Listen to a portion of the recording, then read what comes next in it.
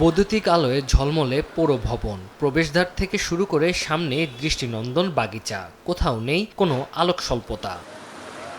অথচ ভবনের পাশে উন্নয়ন বোর্ড আবাসিক এলাকার সড়ক, নেই কোনো সড়ক বাতি।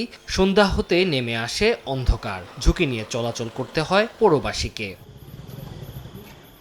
শুধু এই সড়ক নয়, পৌরসভার সামনের মূল সড়কেরও একই অবস্থা। বেশিরভাগ বৈদ্যুতিক খুঁটিতে জ্বলানো বাতি, অলিগলির অবস্থা আরও বেহাল। সড়ক বাতি না জ্বলায় অনেকে ব্যক্তিগতভাবে করেছেন আলোর ব্যবস্থা, এতে ক্ষুব্ধ পৌরবাসী। শুধু একটা লাইট আছে, অন্ধকার মাসে আর যায় না, আমি কষ্ট হয়ে আসছি। ঠিক যতটা আলোকিত পৌরসভা তার চেয়ে অন্ধকার পৌরসভার পিছনেরটা, সেটা রাস্তার ক্ষেত্রে বলুন, সেটা আলোকসজ্জার ক্ষেত্রে বলুন, সেটা লাইটিং ব্যবস্থা বলুন। অধিকাংশ লাইট পোস্টে বাতি জ্বলে না, দু একটা যাও জ্বলে তা একেবারে খুবই ক্ষীণ।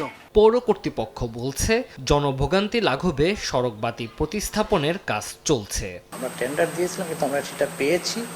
আশা করি নগরবাসী, পৌরবাসী ভোগান্তি থেকে রক্ষা পাবে। আর একটু আসার কথা আপনাকে শোনাই, ইতিমধ্যে আমরা 14টা স্পট সিলেক্ট করেছি। আমরা নতুনভাবে ওইখানে স্পেশাল লাইটিংয়ের ব্যবস্থা করব। পৌর শহরটিতে 1 লাখ মানুষের বসবাস। সময় সংবাদ, রাঙামাটি।